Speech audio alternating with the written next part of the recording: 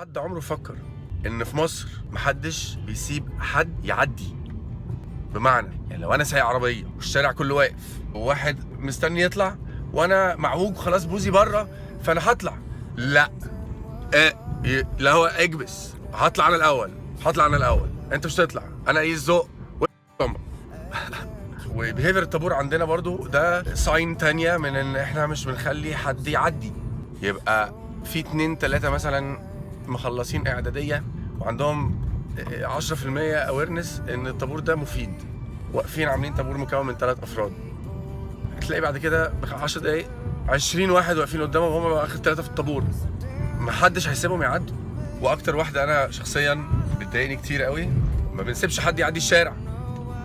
يعني نادرا لما تلاقي حد واقف فاهم يعدي اب بطفل وبوسات ومراته واكياس وثلاجه وبيعدوا الشارع ومحدش يعرفهم.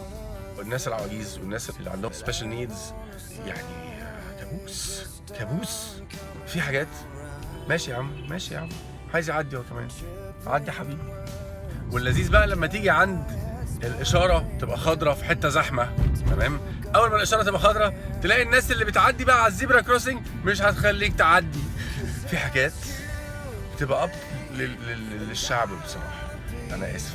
يعني هو انا مش هتكلم على الحكومه خالص، ولا هتكلم على اي بوليسي، ولا هتكلم على اي حاجه ليها علاقه بالسيستم اللي موجود ده. انا بعد الثوره انا عملت عهد على نفسي، انا مش هتكلم في ولا هفكر اصلا في الاريا دي خالص، دي ليها ناسها وربنا يوفقهم كلهم، يوفقنا معاهم.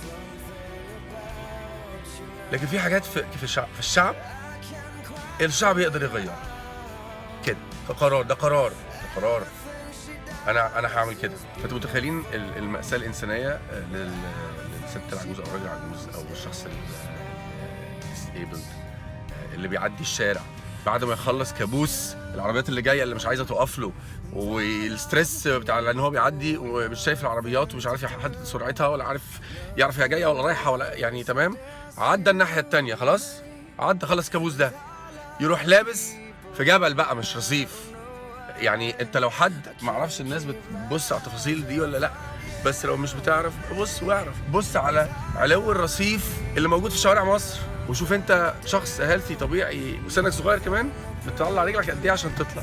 متخيل بقى لو انت عندك 80 سنه وعندك مثلا شريحه ولا مفصل ولا بتاع وبتحاول تطلع البتاعه دي، ده بعد ما انت اوريدي اتفشخت رعب وانت بتعدي وانت عايز تعدي، مش بتسيب حد يعدي. في ناس محترمه كتير، مش عايز حد يفهمني غلط بس عشان دمكم تقيل، في ناس محترمه كتير بس الغالبيه العظمى يا جماعه بتدهس بتعدي، لا تسيب حد يعدي بالعربيه، ولا تسيب حد يعدي في طابور، ولا تسيب حد يعدي في حته. وبقى اللي يفشخك في دماغك ان كل الناس بتروح متاخر، كل الناس بتوصل متاخره بالساعتين. فجر انت امك معاد تترمي استناني. لكن وانا جاي لك بقى انا مش هخلي حد يعدي قبليه وعمري ما باجي في ميعادي. طب ده ايه؟ يعني ده ايه؟ تلوم حكومة على ايه؟ يا حيوان، يا متخلف، يا جاهل، يا اناني، يا فاشل. انا ما عنديش حلول للاسف، انا ما عنديش حلول. انا كل اللي اقدر اعمله ان انا ابعبع كده على البتاعه دي لحد بقى ربنا ما يستر، مش عارف بقى هيعملوا فيها ايه.